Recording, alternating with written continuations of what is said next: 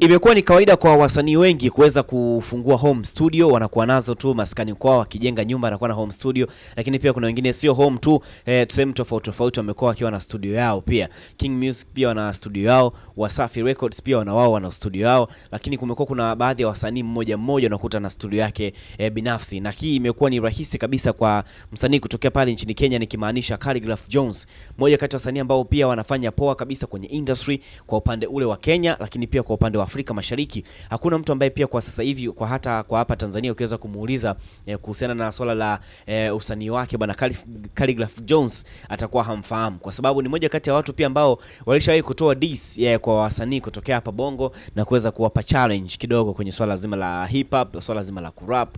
Unajua kwamba Khaligraph Jones pia hip hop yake pia imekuwa ni hip hop fulani hivi, inakuwa sometimes ngumu, sometimes nyepesi, sometimes inakuwa kama ngumu nyepesi fulani hivi, imekuwa ni noma sana. Mpaka kuna wasanii wengi sana waliweza kuja juu sana mara baada ya kauli yake ambayo alikwisha kuiongea. Ilikuwa ni mwaka 2022-23 fulani hivi kama sikosei, miaka hiyo aliweza kutoa kauli hiyo na kuweza kusema kwamba wasanii wa Bongo kwenye swala zima la hip hop wako yani hawajui chochote, hawajui kuimba, hata kama wakiimba mistari yao basi inakuwa inapotea, na kwa kipindi kile kwamba wasanii wengi sana wameweza kupoteana kama kina Young Killer, kina Young D, kina nani, wengi sana waweza kuwazungumzia kwenye swala hilo. Sasa tuliona kabisa wasanii wakaja ku rise kwa kitu kikubwa sana. So na yeye kubwa kuliko ni hiyo hapo kuweza kufungua studio yake. Ameweza kufungua studio kubwa kabisa kutokea pale nchini Kenya. Wasanii pia wanaweza kuweza kufika pale kuweza kurekodi ngoma kama hivyo. Lakini pia haya inaonyesha kwamba ni maendeleo makubwa sana katika tasnia ya muziki. So kwa upande wake muziki wake umeweza kumfikisha pale. Muziki wake huo umeweza kumsababisha kwake yeye pia kuweza kufungua studio kubwa kama hiyo, kwa sababu ni studio inaonekana ni kubwa kabisa. Yani location imekaa poa.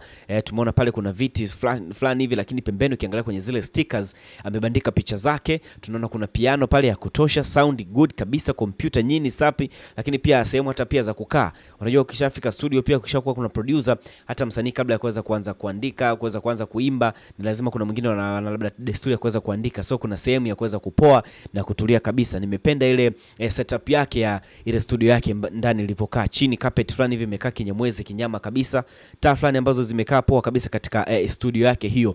Bana, kwa wasanii wengi pia unaweza kujifunza kutokana na kile ambacho amekifanya Khaligraph Jones, kuweza kufungua studio yake binafsi, na watu wengi pia kuweza kurekodi nyimbo zake tofauti kutokea pale nchini Kenya. Yapi maoni yako kuhusiana na hili? Lakini pia vipi kuhusiana na wasanii wa Bongo kwenye swala zima la kujenga studio zao? Inakuaje hii waweze kuweka investment kubwa sana kwa upande huu wa muziki, kwa sababu ili muziki wako uende mbali zaidi ni lazima upate bana studio nzuri, studio kali, sound kali, nyimbo zako ziweze kusikika. So sio kwenda tu kwenye vichochoro kwenye studio zile za mitaani, lakini imekuwa ni kubwa sana kwa upande wake. Khaligraph Jones ameweza kufungua studio yake mpya kabisa na kuweza kuitambulisha kupitia ukurasa wake wa Instagram na kuweza kupost pale. Mambo ni mengi, mambo ni mazuri na mambo yanakuwa ni makubwa kabisa. Drop comment yako hapo kuhusiana na hicho, utakomentisha kinoma noma. Ciao.